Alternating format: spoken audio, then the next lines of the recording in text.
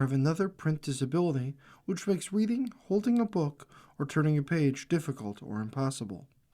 The content is copyrighted by the respective publishers. For more information, please visit us on the web at nfradioreading.org. Hello, this is Corrine, and for the next hour, I'll be reading from the March 23rd, 2026 issue of the Wall Street Journal on the Niagara Frontier Radio Reading Service. Thank you for joining us today. The highlights under Business and Finance are Kevin Warsh, Trump's choice to be the next Federal Reserve Chair, faces one of the most awkward leadership transitions at the central bank in decades. South Korea's president named Shin Young-sung, a senior bank for international settlements official, as the country's next central bank governor.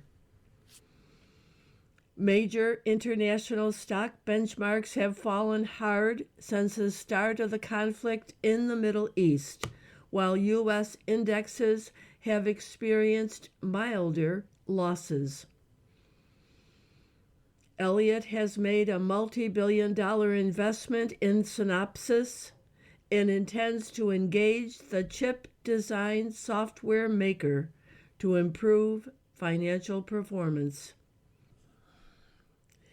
Elon Musk said Tesla and SpaceX would together build a huge chip factory in Austin, Texas, to support his plans for AI, robots, and human settlements in space.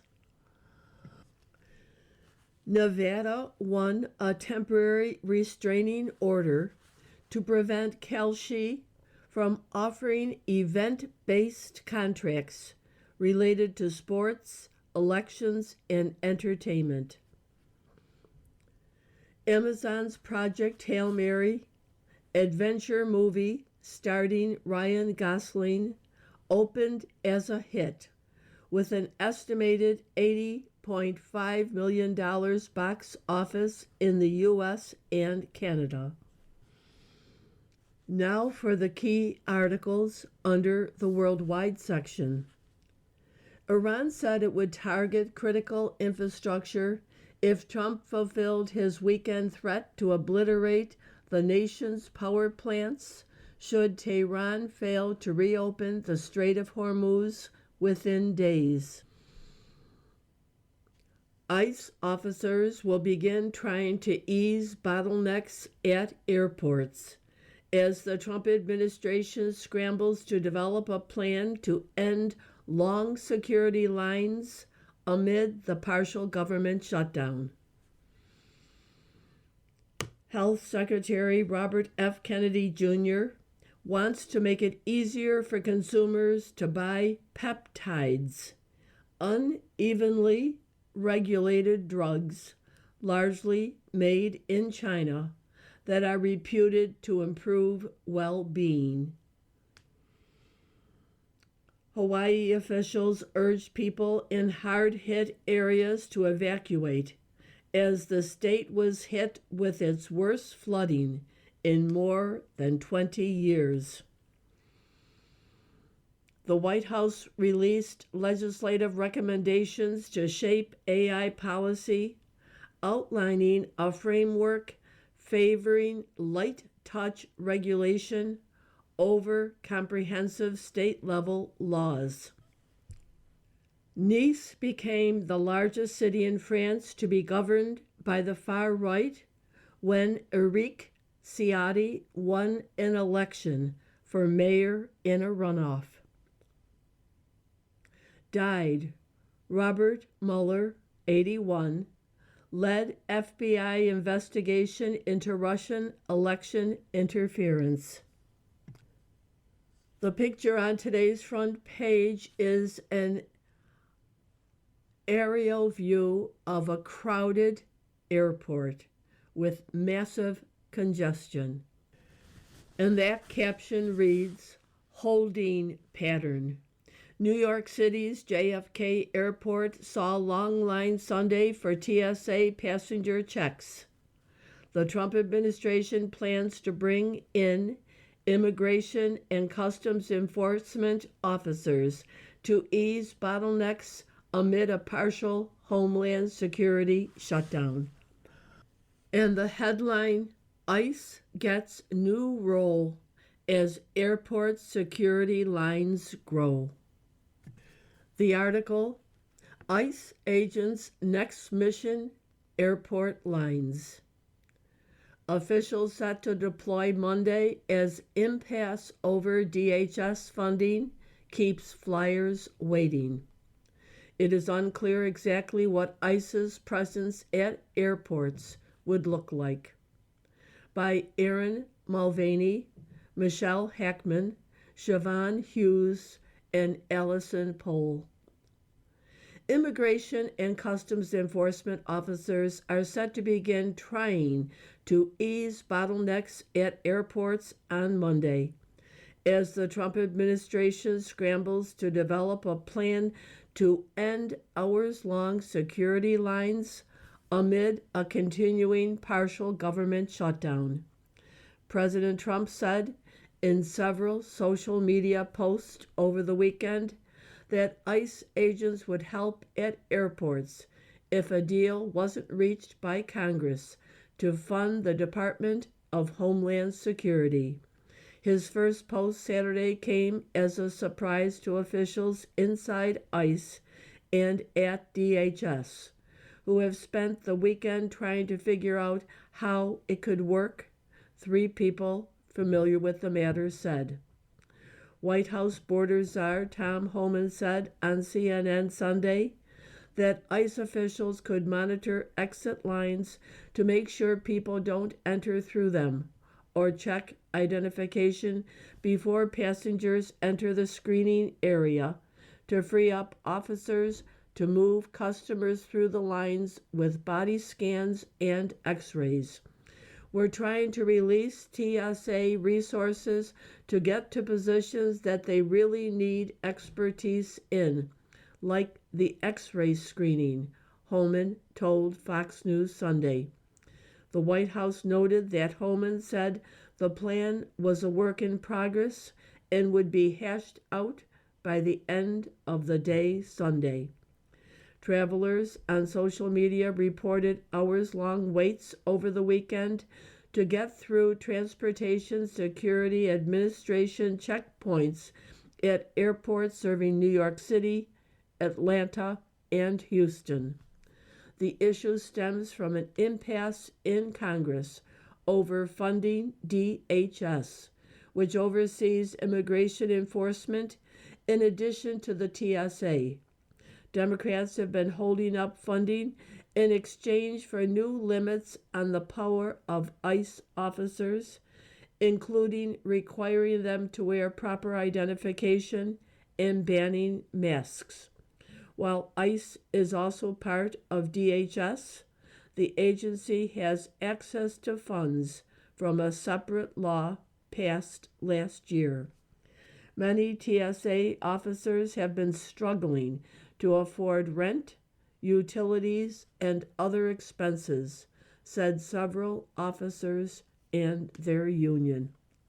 If TSA workers go without another paycheck, I don't know how many people are actually going to be able to make it into work, said Johnny Jones, Secretary-Treasurer for the American Federation of Government Employees, TSA Council 100, which represents the officers.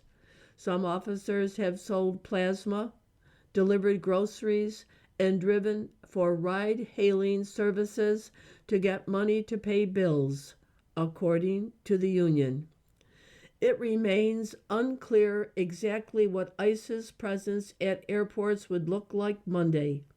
ICE has officers stationed at nearly all major airports, and they will receive roughly a day of cursory training before being sent out to assist TSA officers, 2 of the people familiar with the plan said. Officials at ICE and DHS expressed frustration with the plan, saying it will distract from Trump's core goal of deporting as many people in the country illegally as possible.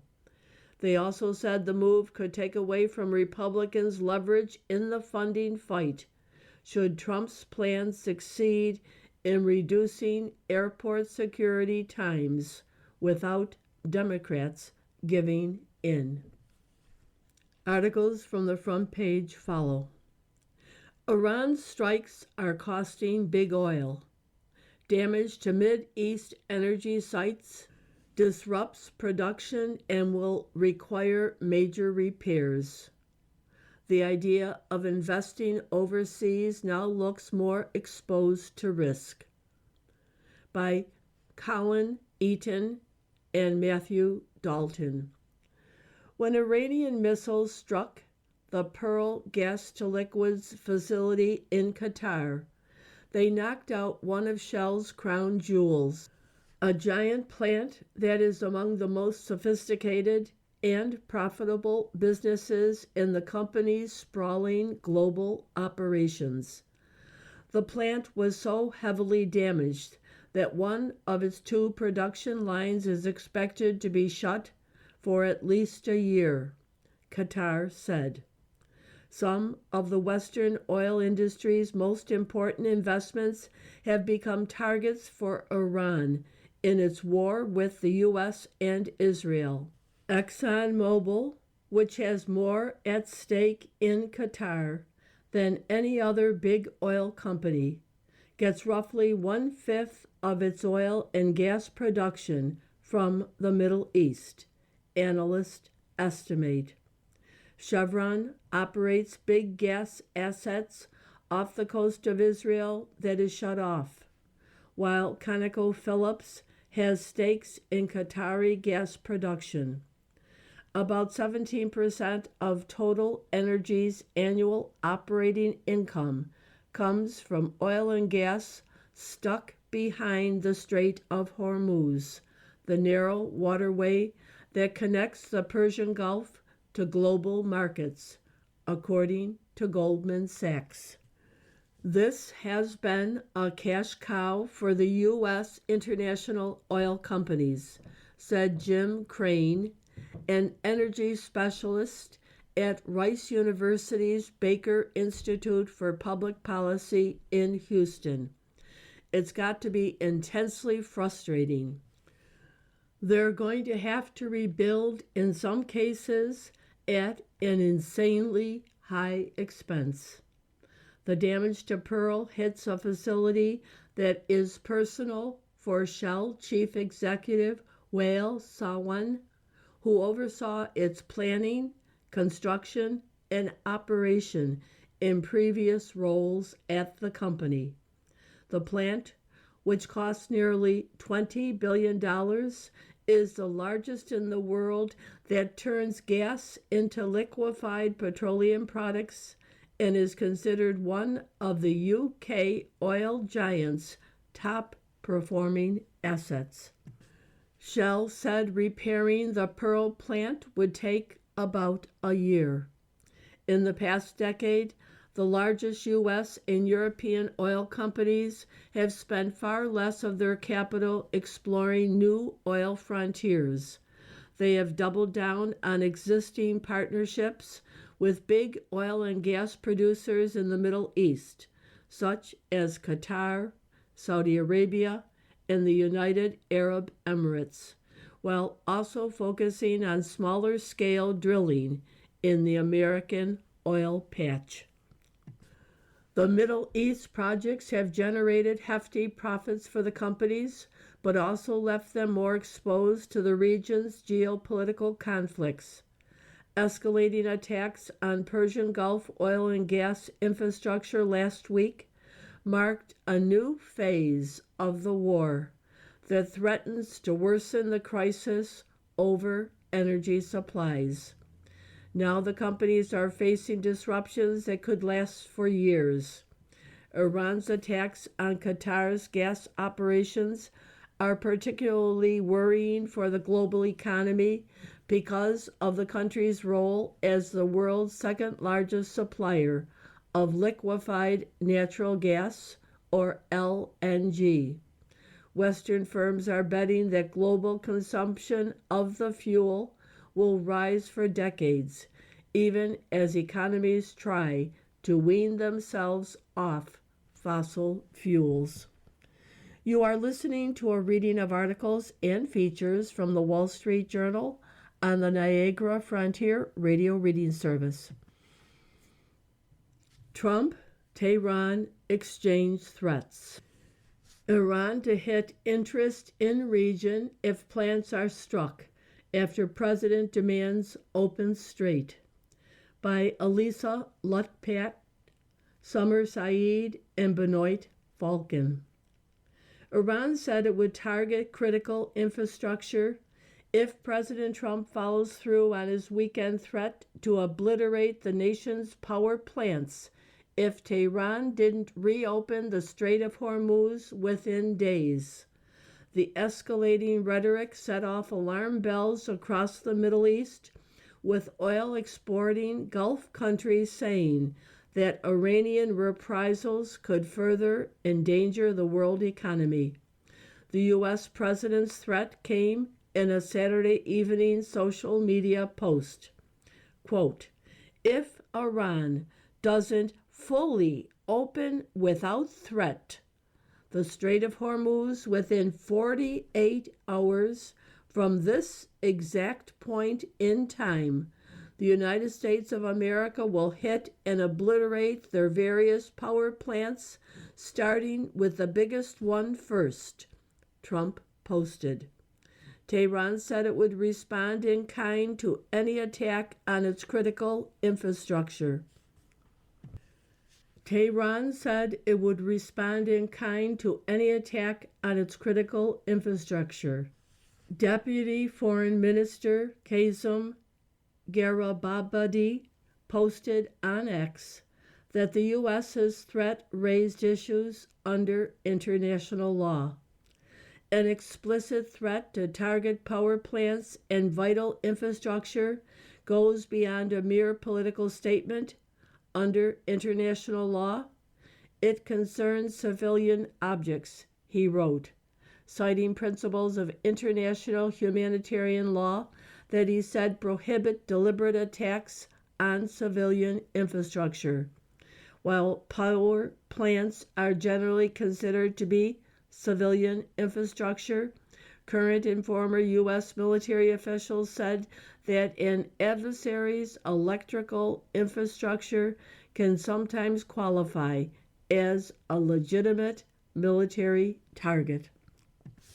Qatam al-Anbiya Central Headquarters, Iran's military joint command, said that after such an attack, the Strait of Hormuz, where 20% of the global oil supply typically flows, would be fully closed until damaged power plants are restored. If the enemy damages our power plants, nothing can stop us from continuing our operations to destroy the energy, oil, and industrial infrastructure of the United States and its allies in the region, an Iranian military official said, according to state media. Fed leadership faces awkward transition, by Nick Timiraeus. Kevin Warsh is facing one of the most awkward Federal Reserve leadership transitions in decades. The economy has grown more complicated than when he promised interest rate cuts last year while campaigning for President Trump to nominate him for the job. Even before the war in Iran sent energy prices higher, the Fed's preferred inflation measure was heading in the wrong direction. The war threatens to push inflation higher still in the coming months, and investors now view rate increases to be more likely than cuts this year. The confirmation process, meanwhile, has stalled, making it hard to say whether Warsh will take over when Fed Chair Jerome Powell's term ends in 2 months. That means Warsh could ultimately arrive at a Fed under pressure from a president demanding lower rates and colleagues skeptical of cuts, all while Powell has signaled he may not leave. The cutthroat tactics of an antitrust fixer. Mike Davis went over DOJ officials' heads to get deals approved. By Dana Mattioli, Rebecca Ballhaus, and Josh Dawsey. Gail Slaughter, then head of the Justice Department's Antitrust Division, was reviewing Hewlett-Packard Enterprises' $14 billion bid to acquire rival Juniper when she got a call from one of the company's outside lawyers. If you don't approve this settlement, I will destroy you. I will destroy your job at the DOJ, Mike Davis told her, according to a sworn deposition by her former deputy, Roger Elford, reviewed by the Wall Street Journal. Slater recalled the call to Elford and told him it had badly shaken her, her former deputy testified. Davis had been Slater's friend for years and recommended her to President Trump for the job. Now he was advising HPE, and Slater and her team had approved resistant to the settlement terms he proposed. The fallout was swift. Within months, 2 of Slater's deputies, including Elford, were pushed out of the Justice Department. By February, Slater was gone, too. A senior White House official said Davis played a role in her ouster. Davis, in an interview, denied making the phone call to Slater. It was utter bull that I threatened Gail or her job, he said, denying Elford's sworn testimony. He pushed for the deputies' firings because they made bogus allegations of corruption against him, Davis said. I'm the best fixer in Washington, period, full stop, said the 48-year-old Iowan. I know the people, I know the process, I know their pressure points, I know how to win. A journal investigation found that Davis pushed antitrust officials at the Justice Department to approve his deals, and he went over their heads when they wouldn't comply. According to interviews with more than 36 DOJ employees, lobbyists, lawyers, and others familiar with the Antitrust Division. Davis, despite having little experience practicing antitrust law, is one of the most visible practitioners of a changing playing out across the division. Current and former antitrust officials said some mergers now get approval or draw mild settlements based on political ties rather than public interest. Young workers find ways to AI-proof their careers, by Rachel Wolf and Tae-Ping Chen. Jackson Curtis planned to spend his career in insurance, where he has worked for the past 3.5 years. Instead, the 28-year-old is now pursuing an abrupt shift, becoming a full-time firefighter. Curtis, who lives outside Tacoma, Washington, fears that artificial intelligence is coming for his office job, which mostly involves data entry, and he thinks rising up the career ladder would still leave him vulnerable. Even if they can come up with a way to utilize AI to fight fires, People are always going to want that empathy from an actual human who actually cares during a moment of crisis, Curtis said. AI's workplace impact, including its potential to help careers, remains more the subject of economic papers than hard evidence. But young people, especially those just launching into long working lives ahead of them, are starting to navigate their future career choices with AI in mind. Some are pivoting to blue collar work or starting their own businesses that may insulate them from the impacts of AI. Others are actively embracing it to try to take advantage of an AI boom and stay ahead of the curve. Leaving the front page, RFK Jr. wants to ease market barriers as peptides' popularity grows, by Sabrina Siddiqui and Sarah Ashley O'Brien. Peptides made in China come in tiny glass bottles with names like Glow Stack and Wolverine Stack. They promise youthful skin and speedy muscle recovery delivered in injectable form. Influencers, celebrities, and everyday people are raving about these unapproved drugs. Now they have an ally in Health and Human Services Secretary Robert F. Kennedy Jr., who wants to make peptides easier and legal to buy. Kennedy is poised to take action that would allow compounding pharmacies to make certain peptides that are currently restricted by the Food and Drug Administration. People familiar with the matter said.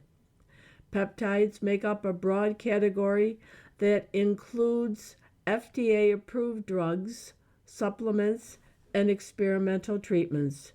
Technically speaking, peptides are short chains of amino acids that act as messengers in the body.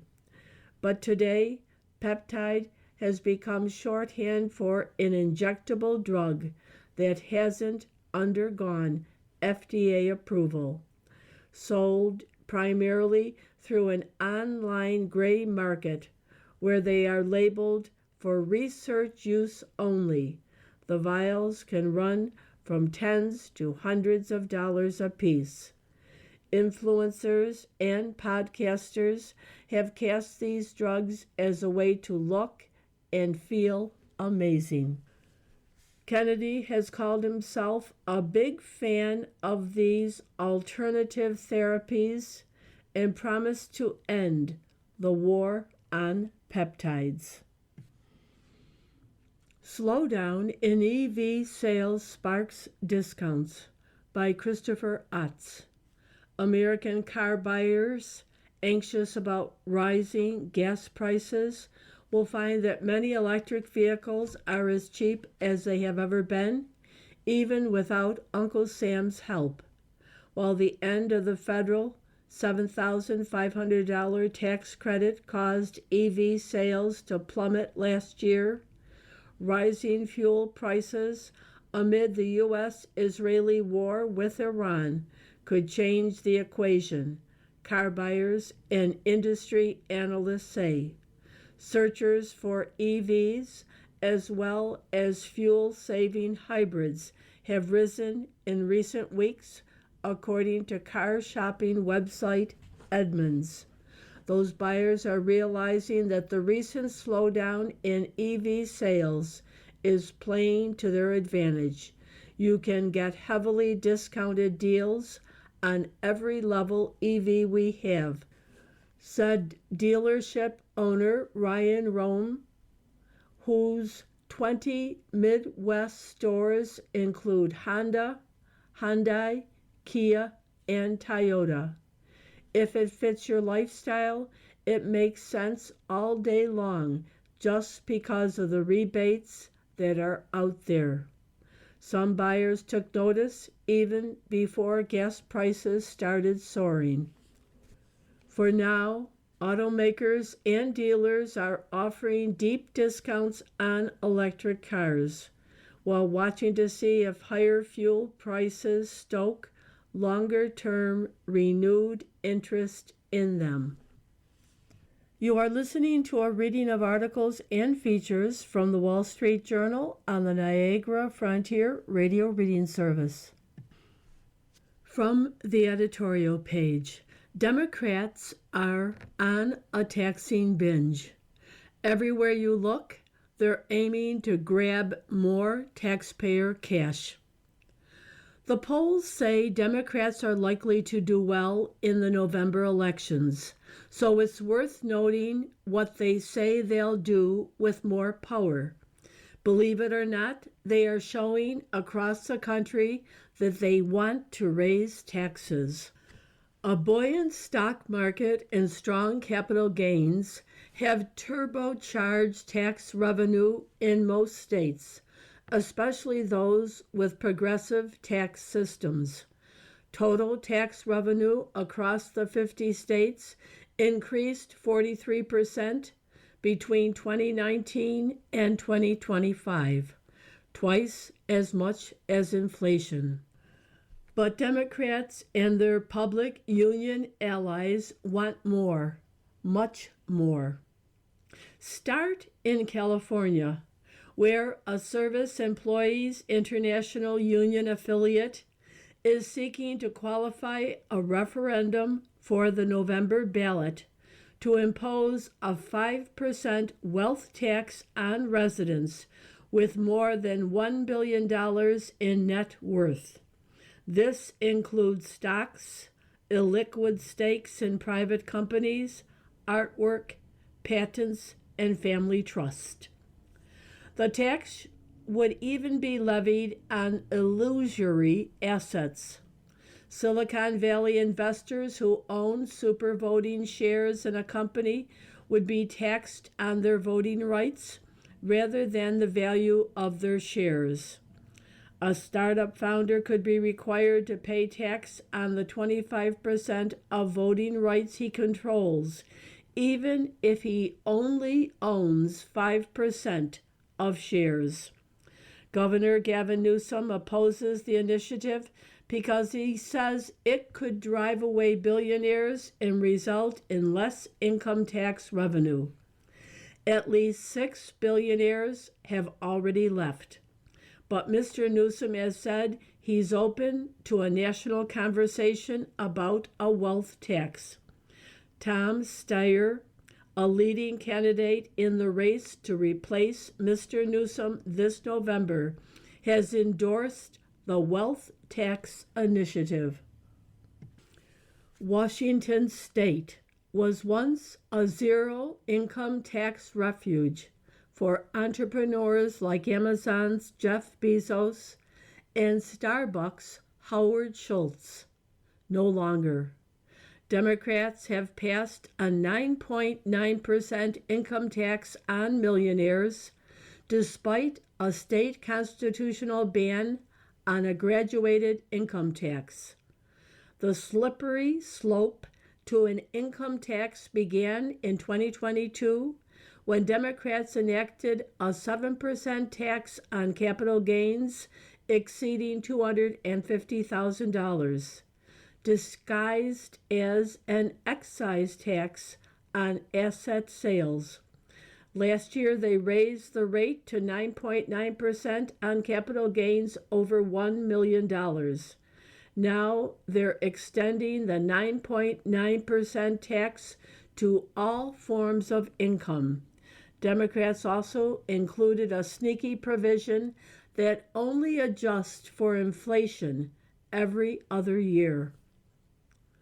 The tax and spend racket is getting worse in New York, where Albany Democrats are proposing income, corporate, and real estate tax hikes to fund more welfare and public worker benefits. The Assembly wants to raise the top state and local income tax rate to 15.9% from 14.8%, and the Senate to 15.3%. Democrats also want to raise the state top corporate tax rate and let New York City raise its rate. That would make the top business tax rate nearly 20% in New York City. But that isn't enough for New York Mayor Zoran Mandani. He wants to increase the estate tax to 50% from 16% and impose a 2 percentage point city tax surcharge on incomes over $1 million. That would raise the top individual rate in the city to 16.8%. If Democrats in Albany don't deliver, he's threatening an across-the-board 9.5% property tax hike. To keep up with its blue state neighbors, Rhode Island Democratic Governor Dan McKee is pushing a 3% surtax on income over $1 million, which would raise the state's top rate to 8.99%. This would eliminate one of Rhode Island's few advantages over neighboring Massachusetts, which boasts a 9% top rate on millionaires. In Virginia, Democratic lawmakers want to use their newly gained control of the governorship to wallop high earners.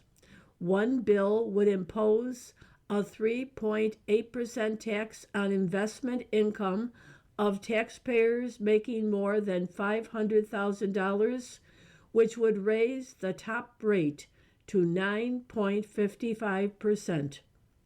Another bill would create two new individual top tax brackets of 8%, starting at $600,000, and 10%, more than $1 million. Then there's Congress. Maryland Senator Chris Van Hollen wants to add 3 new tax brackets on high earners, which would raise the top federal rate by 12 percentage points to 49%. New Jersey Senator Cory Booker is proposing to raise the current 35% tax bracket, starting at $256,226 for individuals, to 41%, and the 37% bracket, $640,000 to $601, to 43%. The dual are combining this with new tax exemptions for lower wage workers, plus increased refundable tax credits to redistribute more income. But don't be fooled. This is a gigantic tax increase on small businesses that pay taxes at the individual rate. $1.01 trillion over 10 years for the Booker proposal, according to the Tax Foundation. Democrats were supposed to have learned something from their 2024 defeat, but on fiscal policy, the party is moving further left. The policies of Bernie Sanders are becoming party orthodoxy. From the opinion pages, woke goes up in smoke. The vibe has shifted, but will the monster come back to haunt us like Freddy Krueger? The equity for me but not for thee era feels over, and the green movement looks brown around the edges. So is woke up in smoke? Or is it more like Freddy Krueger coming back to haunt the gullible? Inauguration Day's executive order 14151 smartly ended government diversity, equity, and inclusion programs. Corporate DEI has been scaling back faster than flight reservations to Dubai. Compared with 2024, The term DEI fell 98% across Fortune 100 communications, according to Gravity Research. 400 colleges and universities have ended or rebranded their DEI programs.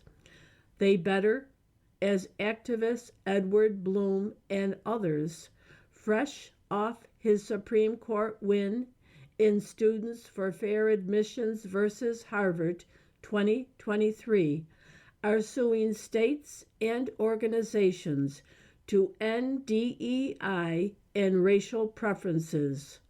Woke shot down in flames.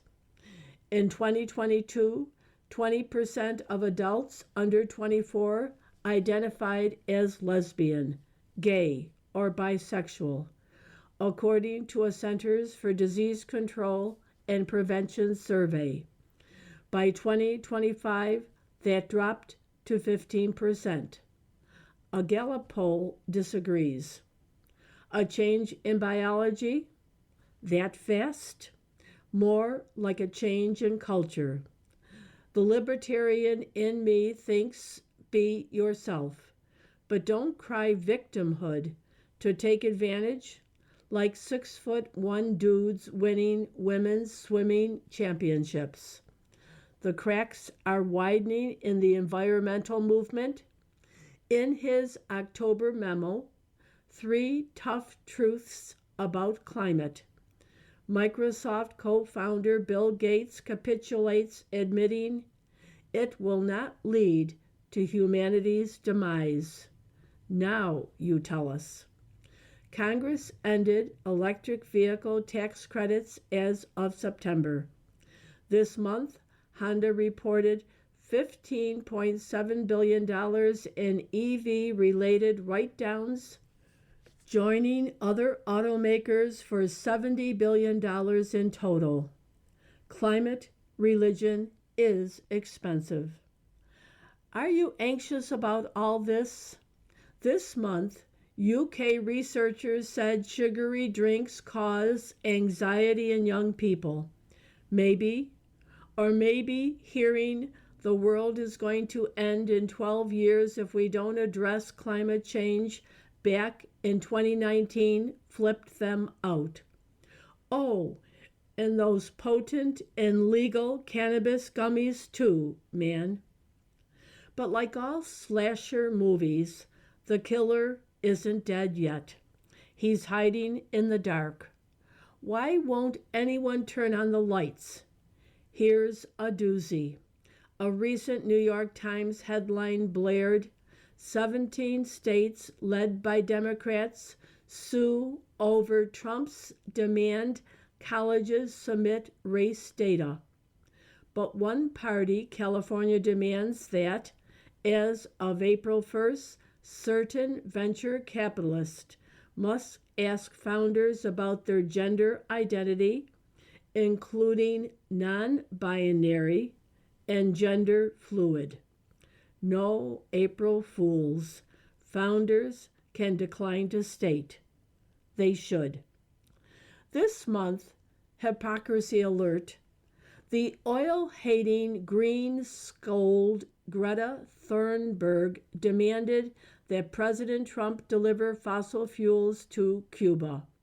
May I suggest instead a free tank of gasoline for every Cuban who shows up outside Guantanamo, and a Big Mac, and maybe an RBG launcher? I continue to believe that Florida should annex Cuba.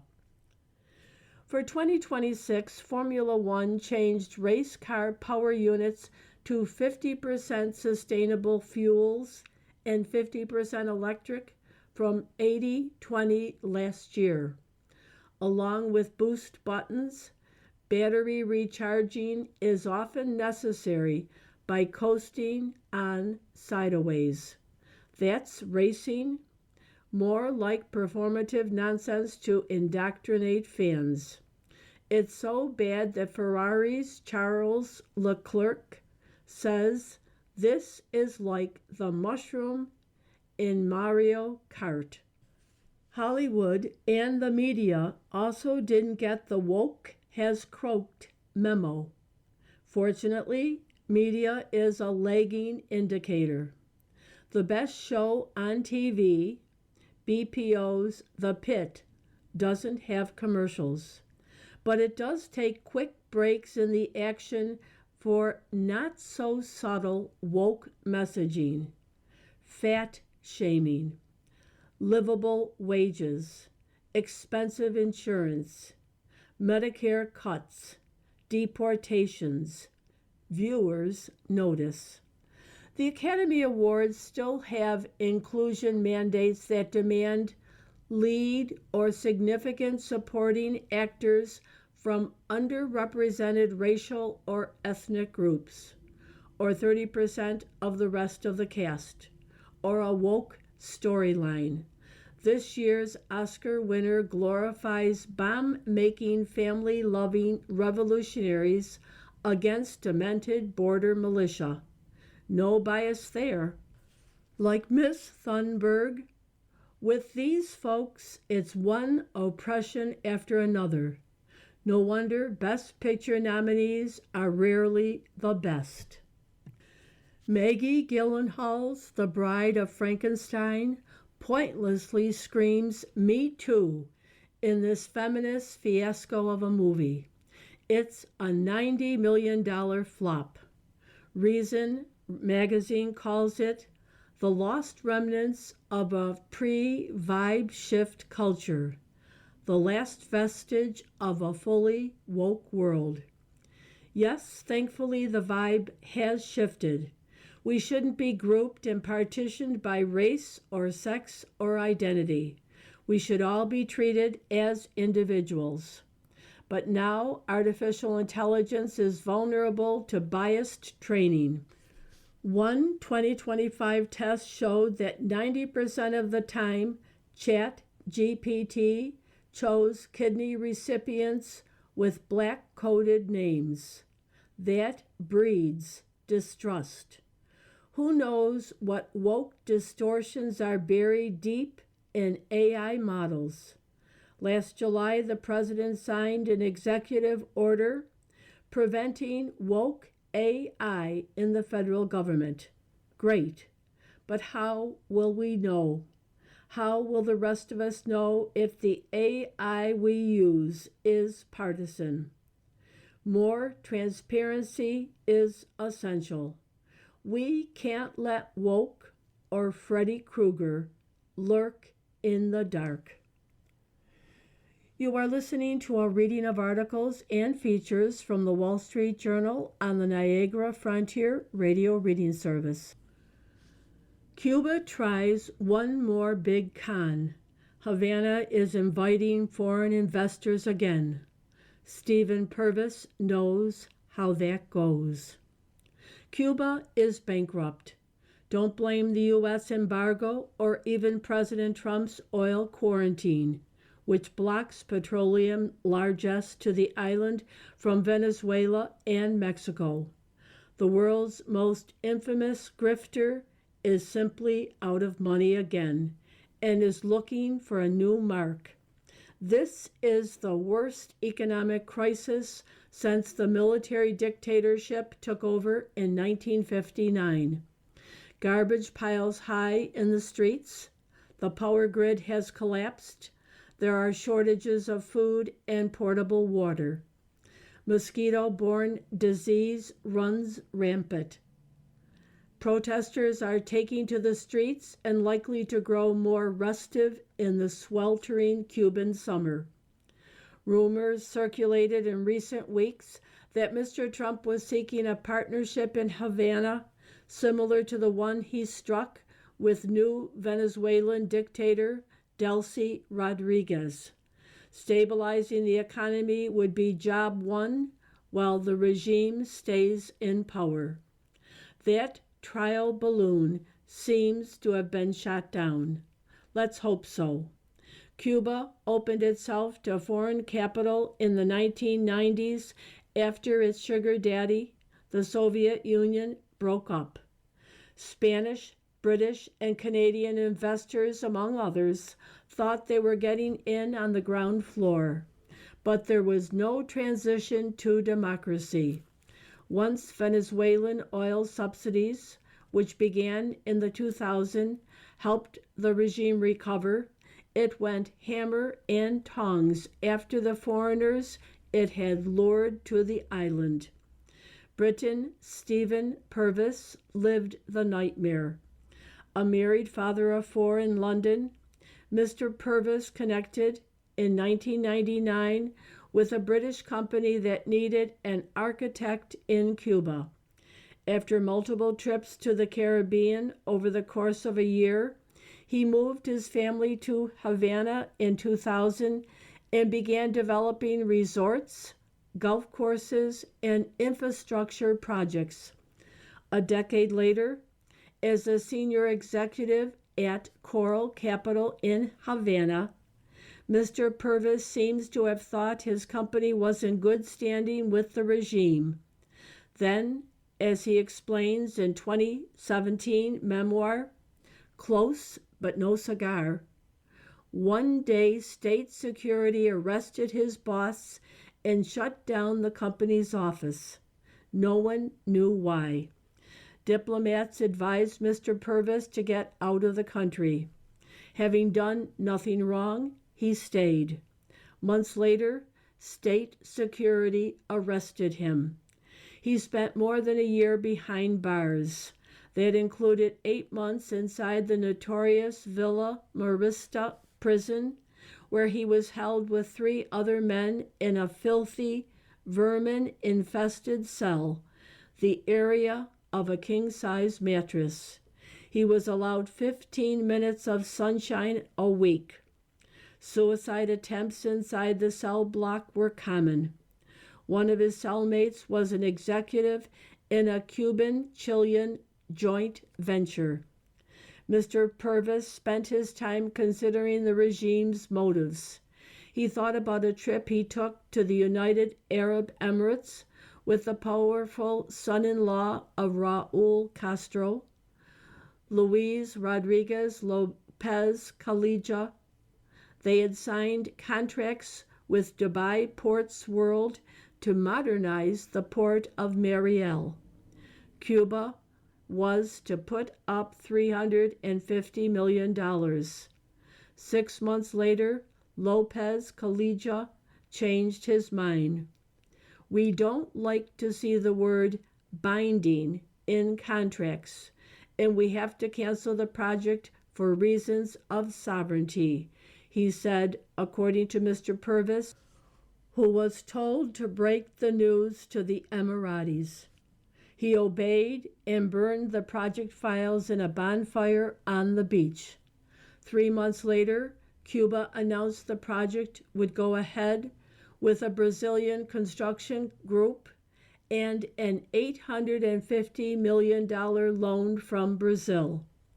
Mr. Purvis says he never talked about his misgivings, but admits he wondered what the extra $500 million was for. At the time he was arrested, Mr. Purvis and Coral Capital were, in his words, fighting a losing battle against the officially sanctioned theft of non-fixed assets and the siphoning off of cash to other state enterprises. Looking back, Mr. Purvis realizes that the old guard made a comeback right under his nose. Every single high-ranking politician or business leader has been replaced or has vanished in the past few years. Some have been the subject of public purges and denouncements, but most have simply been edited out. All have been replaced by military figures. He eventually connects the dots. Having allowed foreign capitalism in to rescue the collapsed economy, they now want to behead it before it becomes too powerful. It's a Stalinist house cleaning. All I can do is think back and curse myself for not taking the warning signs seriously.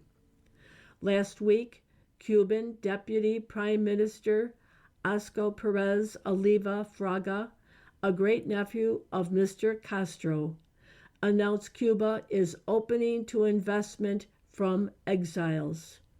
To put it another way, those who were forced to flee and whose property was stolen are invited to buy it back from the thieves. It's the latest Cuban con job. Letters to the editor. The ally we have in Hormuz is a powerful one. In your editorial, The Battle for the Strait of Hormuz, March 17th, you warned that Tehran's tanker blockade is designed to raise the cost of the conflict so President Trump ends military operations before key U.S. objectives are accomplished. That is a genuine concern, but happily Israel is helping to accomplish American military objectives and freeing up some U.S. resources for the looming fight in the Strait of Hormuz. In its National Defense Strategy published in January, the Trump administration twice identified Israel as a model ally and noted that Israel achieved historic operational and strategic successes against Iran last year. That statement is even more true now.